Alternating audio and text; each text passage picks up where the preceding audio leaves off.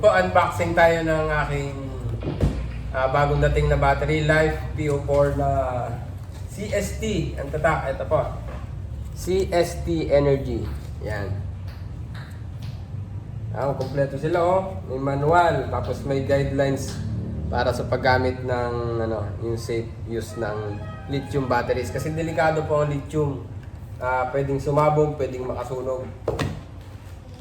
Tapos yan, may kasama ng nut sa loob. Ganda, maganda ang packaging nila. Kaso nga lang sa Shopee, hindi na sila nagpapa-COD nito. Ayan o, ang ganda ng packaging nila.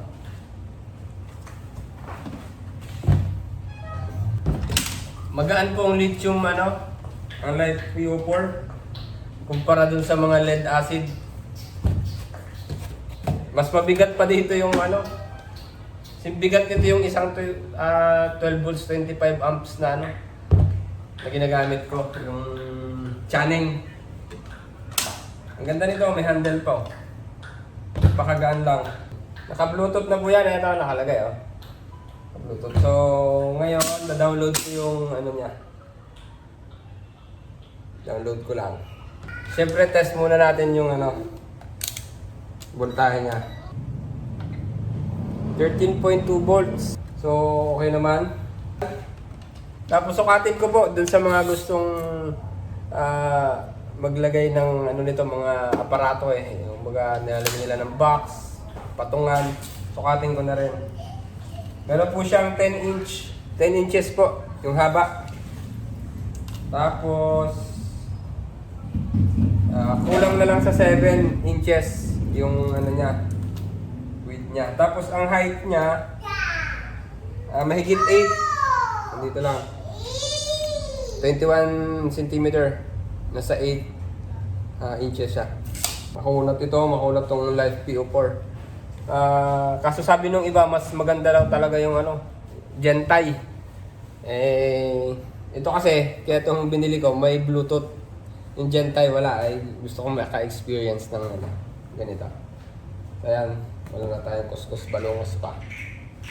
Install na yan. Ayun, lumabas na. Nakalagay. CST Energy Bat. Ayan.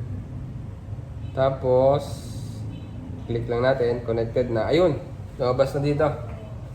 Dito na sa devices niya. So, bale, kaya din, nakalagay online. Ganda, maganda. Ayun, ang ganda Nakalagay, 30% battery level. So, ayan, 30% yung battery level niya. So, meron ding data nakalagay.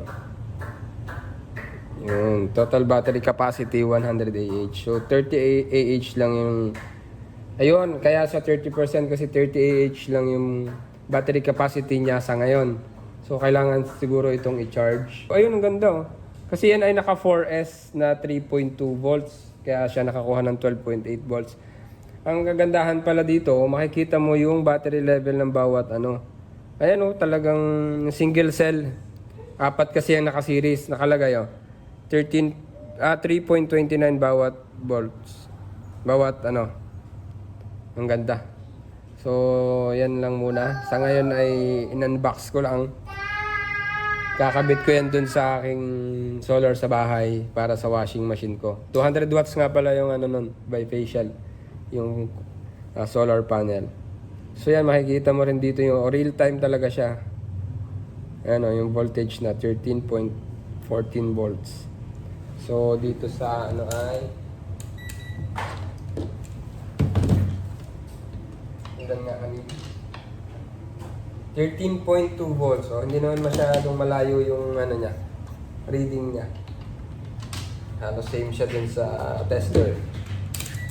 Nga pala, mas accurate ang tester kaysa sa mga pag doon ka kasi tumingin, malilito kapag sa MPPT mo, pag doon sa inverter mo, sa yung mga paglalagay mo dito.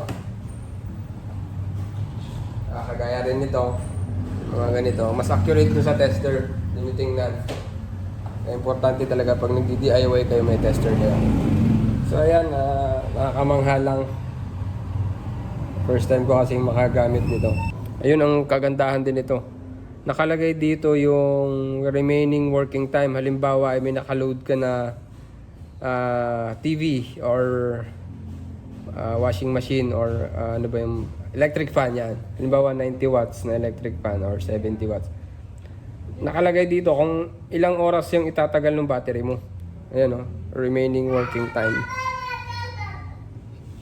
Maganda. Sunod Gentile na yung bibilhin ko.